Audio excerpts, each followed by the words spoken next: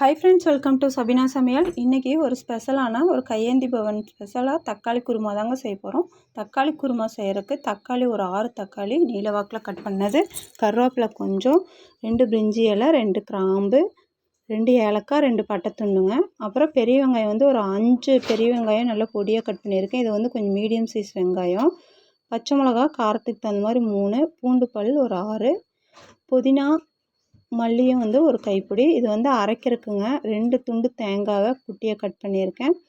சோம்பு வந்து 1 டீஸ்பூன், பூண்டு வந்து ஒரு 6 பல் பூண்டு, 2 பட்டை, 2 கிராம்பு, 2 ஏலக்காய் எடுத்திருக்கேங்க அரைக்கிறதுக்கு. ஒரே ஒரு பச்சை மிளகா எடுத்திருக்கேன். ஒரு 1/4 டீஸ்பூன் கசகசா எடுத்திருக்கேங்க. இது ஆப்ஷனல் தான், உங்களுக்கு பிடிச்சதுன்னா நீங்கள் கசகசா சேர்த்திக்கோங்க.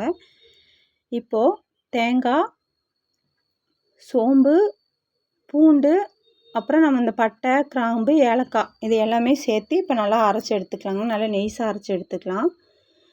இந்த குருமாவுக்கு வந்து டேஸ்ட்டு கொடுக்குறதே வந்து இந்த மசாலா தாங்க. இதை நம்ம கரெக்டாக ஃபாலோ பண்ணாவே சூப்பராக இருக்கும் குருமா. தண்ணி வந்து தேவையான அளவு ஊற்றி இப்போ நல்லா அரைச்சி எடுத்துக்கணும், நல்லா நெய்ஸாக. இப்போ இந்த பக்கம் ஒரு பேன் வச்சு ஒரு 3 டீஸ்பூன் போல் தேங்காய் எண்ணெய் ஊற்றிருக்கேங்க. அப்புறம் 2 பிரிஞ்சி இலை நம்ம தாளிக்கிறதுக்கு எடுத்து வச்சுருந்தோம் இல்லைங்களா, பட்டை, கிராம்பு எல்லாத்தையுமே போட்டாச்சுங்க. போட்டு இப்போ நல்லா பொரிஞ்சதும் கட் பண்ணி வச்சுருக்கேன் அந்த வெங்காயத்தை போட்டுக்கலாம். பெரிய வெங்காயமாக ரொம்ப பெருசாக எடுத்துருந்திங்கன்னா ஒரு 2 வெங்காயம் போதும். வெங்காயத்தையெல்லாம் போட்டாச்சு. போட்டுட்டு இப்போ நல்லா வதக்கி விட்டுக்கணும். இந்த ஒரு கண்ணாடி பதம் வரும் பாருங்கள், அந்த அளவு வதக்கிக்கணும். வெங்காயம் எவ்வளோ தூரம் வதங்குதோ குருமா வந்து நல்லா டேஸ்ட்டாக இருக்கும். இப்போ அந்த 4 பல் பூண்டு எடுத்துருக்கேங்க, அந்த பூண்டையும் நம்ம போட்டுக்கலாம். போட்டு கொஞ்சமாக கருவேப்பிலை இதெல்லாம் சேர்த்து நல்லா வதக்கி விட்டுக்கணும் வெங்காயத்தோடு சேர்த்து. நல்லா வதங்கியாச்சுங்க. இப்போ ஒரு கைப்பிடி வந்து நம்ம புதினா தழை எடுத்து வச்சுருக்கேன், அதையும் போட்டுக்கலாம்.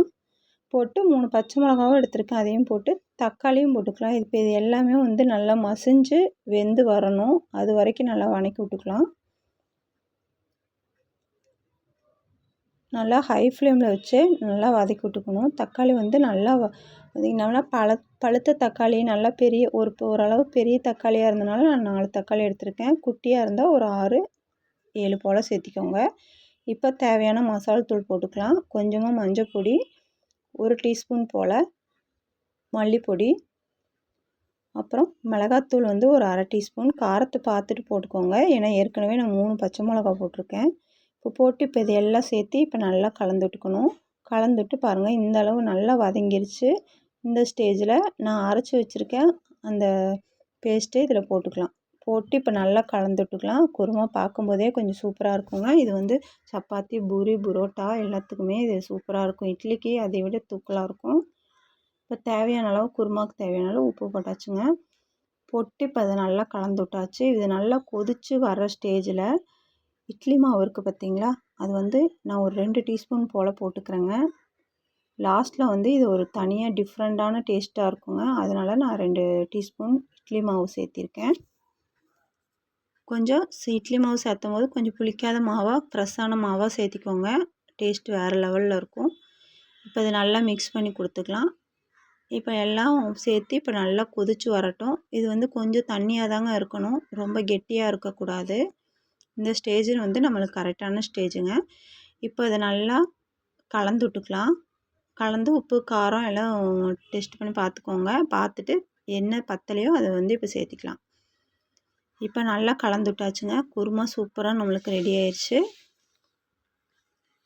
அவ்வளோதாங்க. இப்போ அந்த குருமாவை நம்ம சாப்பிட்டுக்க வேண்டியதான். நீங்களும் உங்கள் வீட்டில் இதே மாதிரி நீங்கள் ட்ரை பண்ணி பார்த்துட்டு எப்படி இருந்துச்சுன்னு எனக்கு கமெண்ட்டில் சொல்லுங்கள். அருமையான குருமாங்க. நம்ம கையேந்தி பவனில் இதுதான் ஸ்பெஷலாக இருக்கும். நான் வந்து இட்லிக்கு தான் இந்த குருமா செஞ்சுருந்தேன் இன்றைக்கி. இப்போ குருமாவும் ரெடி ஆயிடுச்சு. இப்போ நம்ம இட்லியே நம்ம எடுத்துட வேண்டியதான். அருமையான குருமாவோட இட்லி வச்சு சுட சுட வச்சு சாப்பிட வேண்டியதான். அவ்வளோதாங்க இந்த வீடியோ. இந்த வீடியோ உங்களுக்கு பிடிச்சா லைக், ஷேர், சப்ஸ்கிரைப். அடுத்த வீடியோவில் சந்திக்கலாம். பாய்.